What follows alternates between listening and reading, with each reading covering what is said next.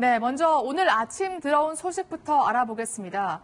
SBS 8시 메인 뉴스를 진행했던 김성준 전 앵커가 경찰에 체포됐는데요. 서 기자, 여성의 신체를 불법 촬영한 혐의라고요. 네, 맞습니다. 사건이 일어난 건 지난 3일입니다. 그 자정 무렵이었는데 네. 11시 50분쯤 서울 영등포 구청역에서 김성준 전 앵커가 여성의 신체 부위를 몰래 촬영한 혐의로 현행범으로 체포가 된 겁니다. 네. 이 사건은 이를 목격한 시민이 여성에게 알리면서 시작이 됐는데요. 한 시민이 김성준 앵커가 무엇인가를 촬영하는 것을 보고 여성에게 이 사실을 알렸고 이 여성이 경찰에 신고하면서 경찰이 출동했는데요. 처음에는 이 현장에서는 범행 사실을 부인했으나 이윽고 휴대전화에서 몰래 찍은 여성의 사진이 발견이 된 겁니다. 현재 경찰은 이 사건을 수사 중인 경찰은 담당 조사관을 배정한 후에 이 피해자 조사 그리고 김성준 전 앵커에 대한 조사도 진행할 예정입니다. 네, 김성준 전 앵커의 휴대전화에서 여성의 사진이 발견됐으니까 일단 경찰도 증거를 확보했다 이렇게 보고 있는 것 같습니다. 근데 사실 김 전 앵커 최근까지 라디오인가요? 뉴스 진행하고 있지 않았나요? 네, 맞습니다. 김성준 전 앵커는 매일 평일 오후 2시 20분 방송되는 러브 FM 김성준의 시사전망대 라디오 진행을 맡았습니다.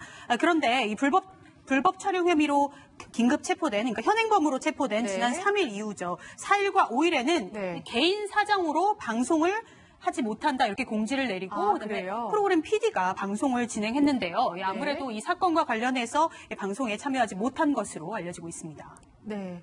사실 김성준 전 앵커 과거 라디오를 진행하면서도 이러한 말을 해왔기 때문에 더욱더 대중들의 실망감이 큰 것 같습니다. 네, 어느 날 갑자기 내가 나오는 몰래카메라 또는 무슨 성관계 영상 이런 게 인터넷에 떠돈다면 참 기분이 어떠시겠습니까? 생각만 해도 끔찍한 일인데 이런 피해가 나날이 늘고 있습니다.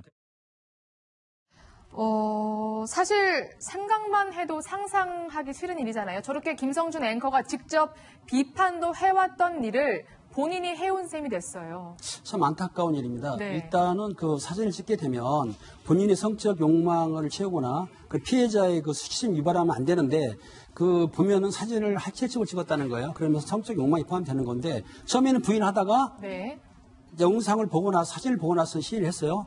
그래서 현행범 체포를 했는데 현행범을 체포를 하게 되면은 48시간 내 영장을 쳐야 되는데 경찰에서는 아마 영장 시 사항이 아닌 것 같으니까 일단은 석방을 하고 또 소환 조사하는 건데 본인은 이제 변명하기를 술 취해서 그랬다고 하지만은 술 취해서 사진을 찍을 정도로 한다면 좀 궁색한 변명이 아닌가 싶네요. 네, 김성준 전 앵커의 해명 다시 한번 좀 살펴보도록 하겠습니다. 평소 사진을 찍는 게 자신의 취미인데 술이 지나치게 많이 마신 상태에서 어이없는 실수를 저질렀다. 피해자에게 진심으로 미안하다 이렇게 밝혔습니다.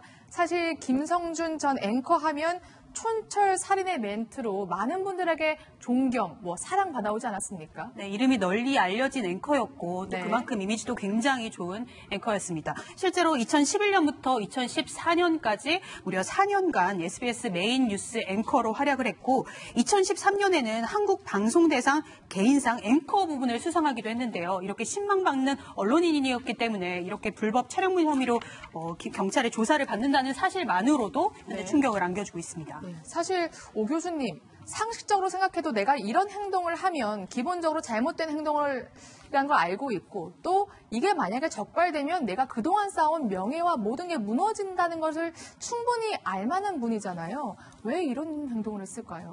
우리 이제 옛 속담에 이런 게 있죠. 10길 물속은 알아도 한 길 사람 속은 잘 모른다라고 하는 것인데 우리가 이제 조화의 창 이론이라는 게 있습니다. 그 중에서 이제 나는 알면서 다른 사람들은 모르는 것을 우리가 숨긴 창이라고 하는데 그것이 이제 일종의 범죄와 관련된 영역입니다. 네. 그러니까 이제 그 어떤 상상을 하는 것을 어떤 실행으로 옮기는 순간, 즉 기수가 되는 순간에 이제 범죄 행위가 성립이 되는 것인데 지금 이제 이분이 얘기를 하고 있는 것은 본인이 사진 찍는 것이 취미인데 거기서 술을 마셨기 때문에 이렇게 어이없는 결과가 나왔다라고 얘기를 하고 있는데 이 본능이라고 하는 것이 이성을 갖다 일시적으로 마비시켰다라고 이제 우리가 볼 수가 있고요.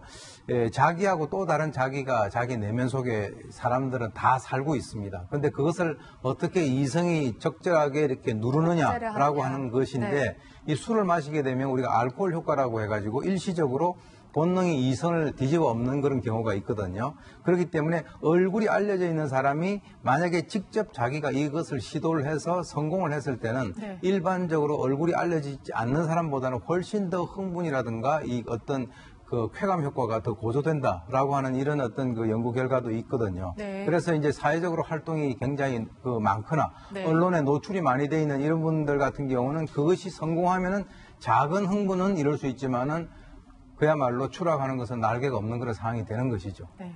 일단 경찰이 현행범으로 체포를 했습니다. 보통 이렇게 여성의 신체를 불법 촬영한 경우에는 처벌이 불가피하죠. 처벌의 가능성이 있는 네. 거죠.